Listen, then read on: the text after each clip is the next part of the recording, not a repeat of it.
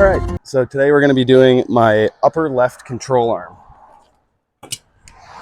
This guy right here.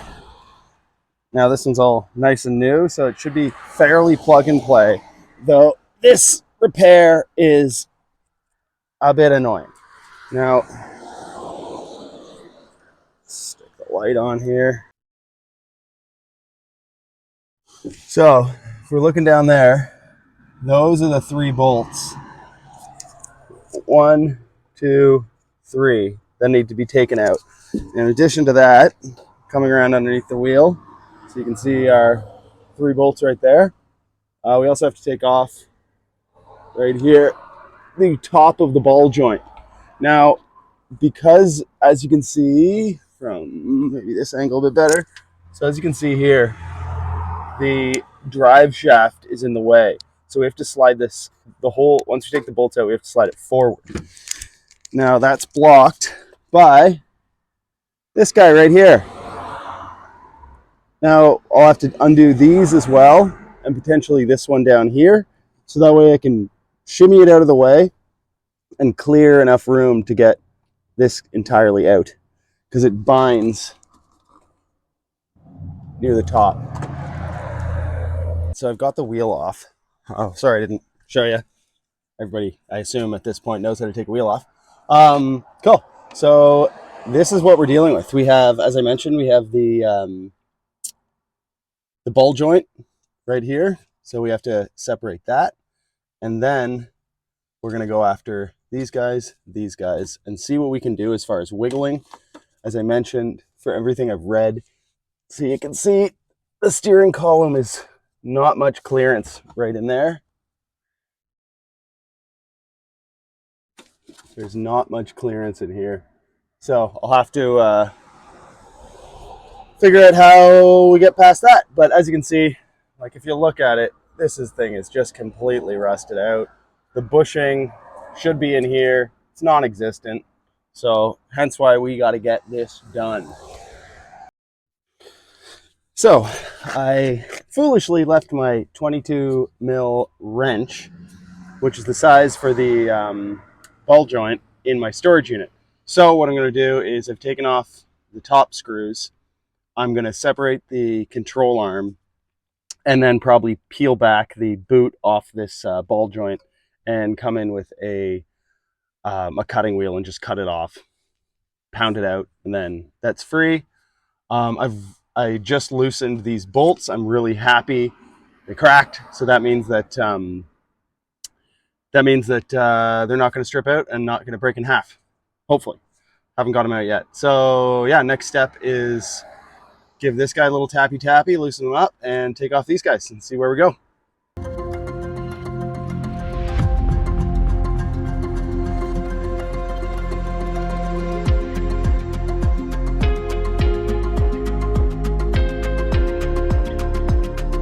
Getting the that bottom nut off using a chisel and a hammer. That way I could just catch the edge of it. I got it spinning enough that I could grab it with a wrench, and I pulled it off. So I'm just trying to break the ball joint using my pickle fork here. I've already detached the top, so it's putting a bit of strain on it. You can see everything's all cocked up. Anyway, yeah, I'm going to separate this, remove the ball joint, and then figure out how to get all this control arm out. All right.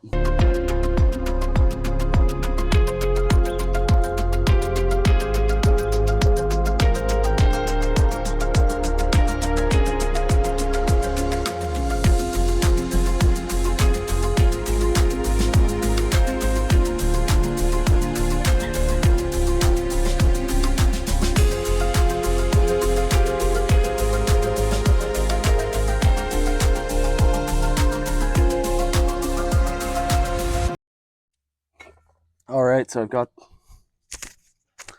the lower control arm out.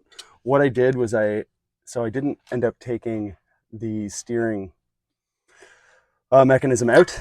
I did, however, disconnect this rear part. So that way I may have to do it in opposite order, but the good news is it's all out and I didn't have to do any extra removal. I've got my ball joint out. And we are off to the races. Now I just need to remove this, clean up all of this rust, and go from there.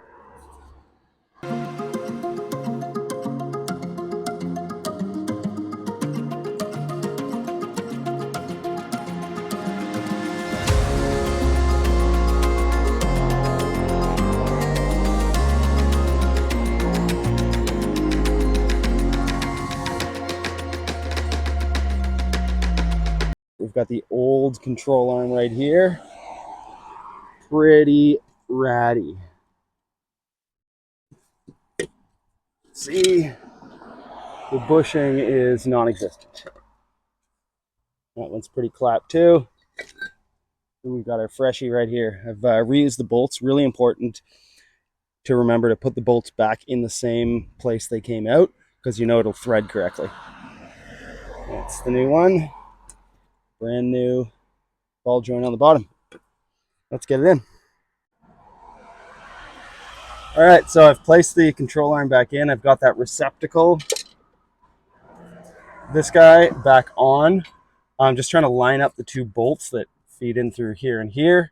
I'll connect those loosely, and then I'm also going to try and get these other three in, so then I can just kind of tighten everything up together, so I'm not putting too much.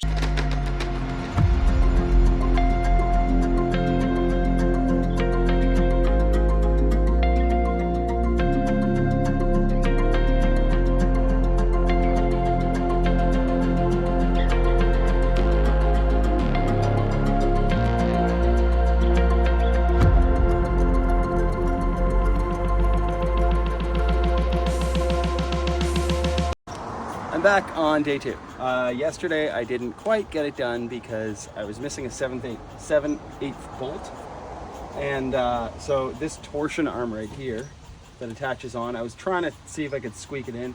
Anyway, down at the far end of the back end of the torsion arm, there is a 7/8 bolt and a 7/8 nut, and that, as you tighten and loosen it, that puts pressure on your control arm, which changes your ride height. So I'm gonna loosen it off, and I didn't have the 7/8 wrench yesterday, but I've got it now. Anyway, I'd left it at my storage unit, so I had to go grab it. Anyway, I'm gonna loosen it off now, which will give me the clearance to then get this back bolt in and take the stress off the control arm. It should sit down on the frame and get it done. So let's go. So here we are underneath the truck. You can see behind the oxygen sensor, there's the control arm, and there's the bolt on top. Then down on the bottom, we've got the head of the bolt. Now I've got to loosen that off, which will take the stress off of this, and then that'll be able to angle it up and loose and have it a bit looser. So I'll be able to line up those holes and then tighten it. All right, so I've loosened off the rear torsion adjustment bolt, and I was able to get these guys connected. So this guy's in, this guy's in. Now next I need to get these three, and I disconnected the ball joint. I never tightened it up, so I'm just gonna loosen it off more and see if I can articulate this up a bit, get these in, then I'll tighten it up, and then ball joint. So I'm gonna loosen it off at the end of this adjusting rod back where I just showed you, and we'll come back here. So I did it. I got the adjuster bolt out. This long guy took so long to thread out, and then here's the adjuster, the entire apparatus of it. So it goes like that, and that's what puts pressure on this control, the tension arm, the tensioner, so it allows feathering kind of the control arm. So I'm soaking this in a anti-corrosion fluid just to get rid of some of the rust, and then that way when I reassemble it, it should theoretically be easier. So now I've got that kind of waiting. I'm pretty sure I can get this control arm in, finally. So let's chuck it in.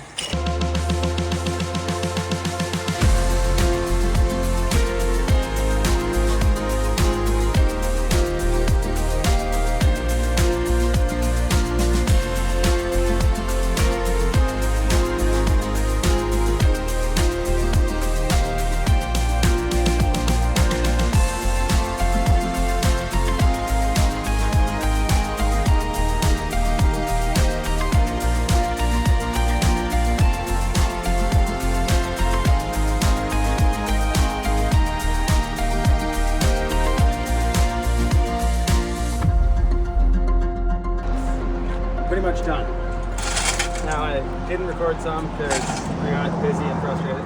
So what I had to do was I ended up getting a strap because after I'd taken off the tensioner adjustment bolt, that arm was because of the stress from the new bushings, the arm is completely pushed up. So I wasn't able to get that the nut on the back of it. So what I did was I attached this strap to the bottom control arm and the top control arm. And then I cranked it down, so then that angled the control arm down, the upper control arm downward, which in the back, the arm was up too high. It also brought the arm down. So I had just enough clearance to get that bolt on the back, as well as that half moon little nut that fits into the slot. I threaded it up, and then I tightened it down until it was roughly the same size as the other side. And then I removed the strap, and then I had to disconnect the shock absorber from the top, as well as the tie rods, because I wanted to, there was so much fresh, nice bushing on this top control arm, but it was angled down so much that I couldn't get it up enough to get the post for the ball joint in.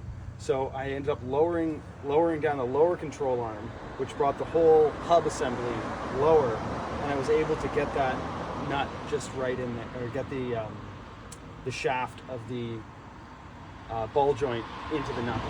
So this is in. I've got my 3 bolts all torqued down. I believe it's 110 foot-pounds.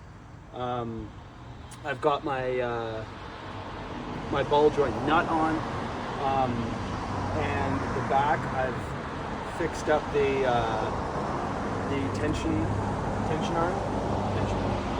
Tension. So now all I have to do is put the wheel back on, and we're back. So this has been a 2-day journey. As many people have said, and I've seen a lot online, is anytime you mess with these tension arms, it's a pain in the butt.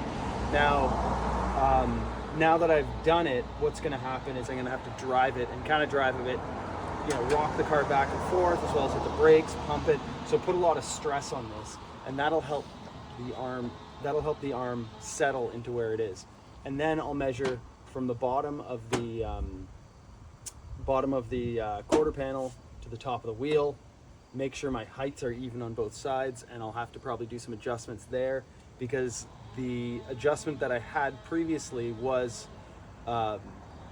reliant on the non-working bushing and control arm that was in there. So the way it sits is going to sit slightly different because it's a fresh control arm, fresh bushings. They'll be super happy. So other than that, we're pretty much done. I'm going to hit it with some brake clean because lots of rust came off, got the rotors dirty, and then I'm going to bung the wheel on, and then take it for a rip. But yeah, if you've enjoyed this video, please hit that subscribe, like, and stick around for more wrenches in wilderness. Maybe next time, last 2 videos I've done have been wrenching, so maybe we'll do some get in the woods, go catch some fish or something. Anyway, see you next time, guys. Thanks a lot.